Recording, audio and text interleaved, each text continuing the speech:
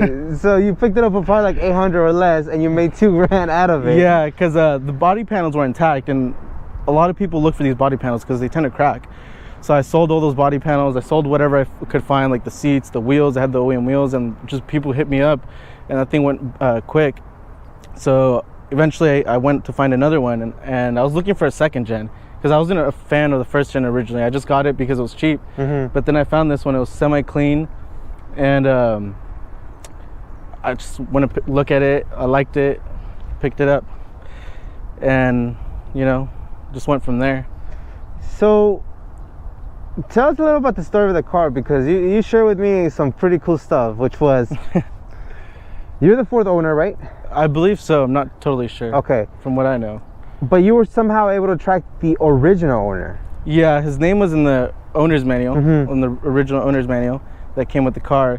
The dude had a unique name, so he was the only guy who popped up on Facebook. But the weird thing is, he was in Egypt, so I was like, fuck, it'd be this guy. So I was like, whatever, I'll message him. I messaged him, and he came back and messaged me, and he said, yeah, that's his car. Like, I sent him some pictures. That's a trip, dude. And he was like, yeah, I got that when I was in college here in California. He was like, he got it without the AC option, so it has all the AC delete parts. That's all he could afford at the time, but that's basically it. That's how it started with this car, and then he sold it to some lady, and I don't know where it went from there, but I got it from some guy in Alhambra. That's basically it.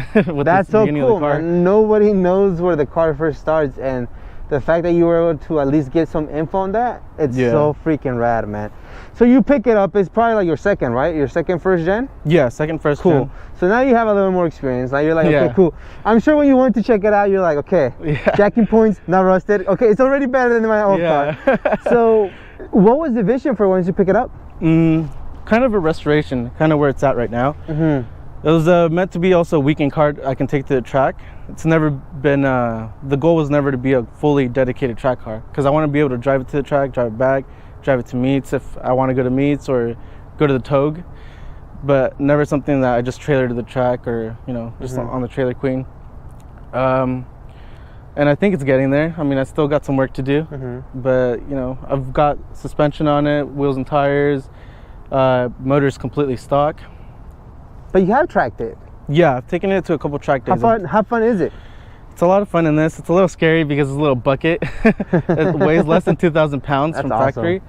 Half the battle for me is staying in my seat because I don't have bucket seats yet. Okay. So, but that's on the way. Add it to the list. Yeah, that's on the way. Same with the roll bar.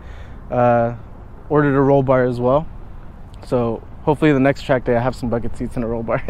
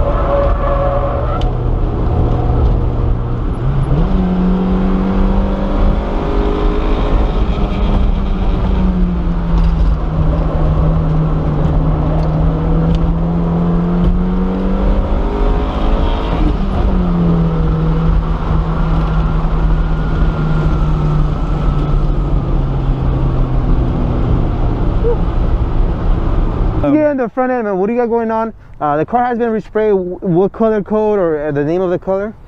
The OEM color is supposed to be red Rio. I don't know if that's what the previous owner resprayed it to, because he resprayed the car, but it was missing a couple body panels. And when I got the newer body panels, I just had it matched to the red Rio or whatever he had resprayed it to.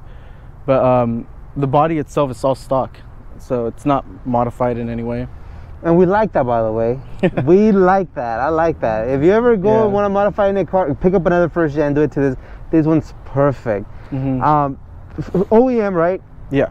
Any other crazy plans for it, for the front? No, I think just the stock look, other than the wheels. I like to keep it, I guess, in a way like a sleeper. It looks stock. Nobody knows that has suspension on it unless like I told them about it or you looked for it. But other than the wheels, I just want to keep it stock. Nothing crazy. Wow, okay. That's awesome, man. How hard is it to find parts for these cars? It's pretty damn hard. They're no longer at the junkyards. Back when I started, there was a couple at the junkyards. I would go and pick up some parts, but now it's like nearly impossible. You got to go in the Facebook groups. Luckily, some people hoard parts. They'll have like a whole garage full of parts. Lucky and unlucky, because you have to pay an arm and a leg, yeah. Yeah, and I know a couple guys who don't actually post their stash, but you know, you can reach them at. Yeah, I can reach